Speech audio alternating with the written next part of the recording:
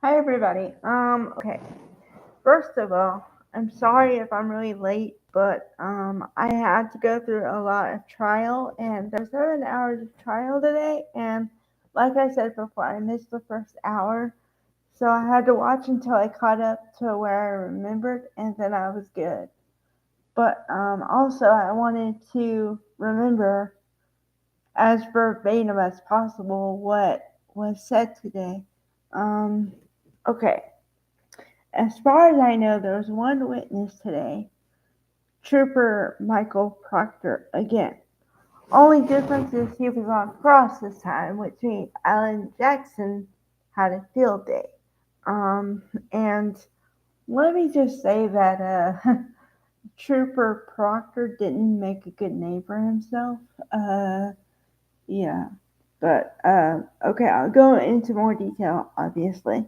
Um, he made the comments about the other comments I said in the last video, plus some more I was not aware of. Um, the some more I wasn't aware of is he was asked, well, okay, first of all, um, when you're a police officer or an investigator for sure, or a lawyer or a doctor, there's a lot of professions that you should not talk about the people you see on a daily basis. And that's for confidentiality and all the other reasons, right? Okay, well, apparently this Michael Proctor doesn't follow any of that because he was having a text message, a long text messages with his sister, Courtney. And the reason I know this is because it was in open court. So I'm not saying anything that you can't find out yourself. But so he talked to her about the case, and she was the one who pointed out, well, we know these people. We might know some of the people. So don't you think you should not work the case? I mean, not in those words, but she implied it. And he said, oh, it shouldn't be a big deal. Okay. Um, and then he said very disparaging comments about Karen Reed. Some of them I won't repeat because they're that bad. But suffice it to say that he should not be in any kind of law enforcement whatsoever. Because if part of his job is to protect the people, I don't think he's capable of that because he lets his personal feelings get involved in his occupation, which is not a good idea. Um, and then and then there's another thing you have to know, and this is important because it leads to another fact here. He's married to someone.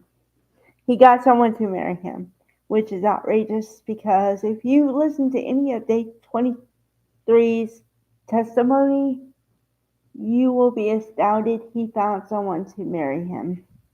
Um, because he might be a 30 something, 40 something year old man, but he doesn't act like it in the least. Apparently, there was a very long text string with his high school buddies, and that's where he said some very disparaging comments about Karen Reed and part of Karen Reed's counsel also. Um, so yeah, it's just not a good look, not a good look. So then, the prosecuting attorney Lawley was forced to try to put, well, I would say put lipstick on a pig. But if you know that phrase, they say that you can try to put lipstick on a pig, but it's still pig. So it was kind of like that today. Um, Yeah, it was just really bad. Really, really bad.